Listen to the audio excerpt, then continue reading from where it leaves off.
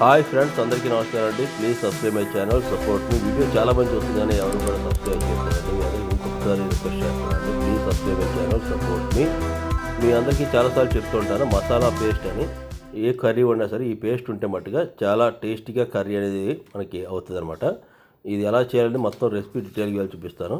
First నేనైతే ఒక 1 kgకి దగ్గర ఆనియన్స్ తీసుకున్నానండి. ఇవి బాగా కడిగేసుకోవాలి, వాటర్ లేకుండా డ్రై చేసుకోండి. కడిగిన తర్వాత తొక్క తీసుకున్న తర్వాత మీరు కట్ చేసిన తర్వాత కడగండి, ఎందుకంటే పేస్ట్ అనేది పాడవుతుంది. కట్ చేయకముందే కడగాలన్నమాట.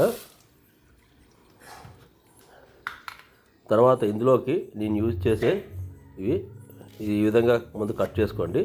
ముక్కల్ని పెద్ద పెద్ద ముక్కల కింద కట్ చేసుకోండి. ఈ ఒక జార్లో వేసుకున్న తర్వాత ఎండు కొబ్బరి అండి, ఉంటే పచ్చి కొబ్బరి వేసుకోవచ్చు. మొదలు తీయాలంటే లేత వేయకూడదు. నేను ఎండు కొబ్బరి వేస్తున్నాను. ఇది ఎందుకంటే ఎక్కువ రోజులు నిల్వ ఉంటుంది, మంచి టేస్ట్ కూడా వస్తుందండి. చూసారు కదా, ఎండు కొబ్బరి చాలా బాగుంది. ఎటువంటి బ్లాక్నెస్ లేదంటే బాగా ఉండదన్నమాట. దీన్ని కూడా చిన్న చిన్నగా ముక్కల కింద కట్ చేసుకొని మన మసాలా పేస్ట్లో వేసుకోవాలండి. మీరు చికెన్ కానీ, మటన్ కానీ, తలకాయ కూర కానీ, లేదంటే చేపల కర్రీ కానీ, ఏ కర్రీలు వేసుకున్నా సరే ఇది ఎక్సలెంట్గా ఉంటుందండి. ఈ పేస్ట్ వల్ల మొత్తం టేస్ట్ మారిపోద్ది అనమాట. నేను లంసమ్గా 15 డేస్కి ఒకేసారి తయారు చేస్తానండి.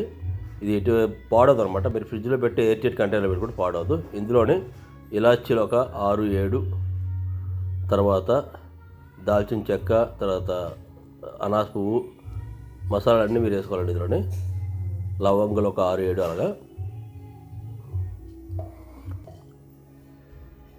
అనాస పువ్వు కూడా వేస్తున్నాను మీకు. తర్వాత ఇందులో మనం కొంచెం జీలకర్ర కూడా ఒక 2 స్పూన్లు వేద్దామండి. ఇది ఫ్రై చేసి వేసుకుంటే ఇంకా మంచి టేస్ట్ వస్తుందండి. అదర్వైజ్ మీరు మామూలు కూడా వేసుకోవచ్చు.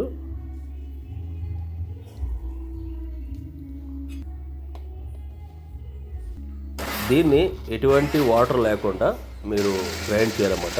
వాటర్గానే వేస్తే మట్టుగా మీది పేస్ట్ పాడైపోద్దండి. ఇది ఆల్మోస్ట్ అయిపోద్దండి.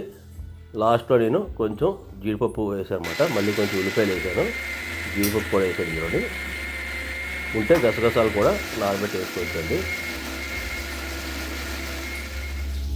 ఇప్పుడు మీకు హోటల్ స్టైల్లోని ఈ గ్రేవీ తయారైంది అనమాట. మనం ఇంట్లో చేసుకున్నాం కాబట్టి నేను న్యాచురల్గా వాడినవే, ఇందులో ఏమి కూడా కెమికల్స్ ఏమి లేవండి. సరిగా ఈ గ్రేవీని మీరు ఎటువంటి కర్రీ ఉన్నా సరే, నా మసాలా కారం వీడియో కూడా నా ఛానల్లో ఉంటుంది. దాంతోపాటు ఈ గ్రేవీ కానీ మీరు యూజ్ చేస్తే చాలా ఎక్సలెంట్గా కర్రీ వస్తుందండి. హోటల్ స్టైల్ కంటే బాగా వస్తుంది అనమాట. మీరు కూడా ఇంట్లో ట్రై చేయండి. ఇలాగ నేను ఒక ప్లాస్టిక్ కంటైనర్లో ఎయిర్ టైట్ అండి, ఇందులో పెట్టేస్తాను. ఇది ఆల్మోస్ట్ 1 kg అబవ్ వస్తుందండి. ఇది మీరు ఎప్పుడైనా కర్రీస్లో వేయాలనుకుంటే స్పూన్ నీట్గా ఉండే స్పూన్తో తీసి కర్రీస్లో వేసుకొని మళ్ళీ మూత పెట్టి లోపల ఫ్రిడ్జ్లో పెట్టుకోండి. మీకు 15 డేస్ దాకా ఉంటుంది అనమాట. ఇటువంటి మోర్ ఇంట్రెస్టింగ్ వీడియోస్ కోసం ప్లీజ్ సబ్స్క్రైబ్.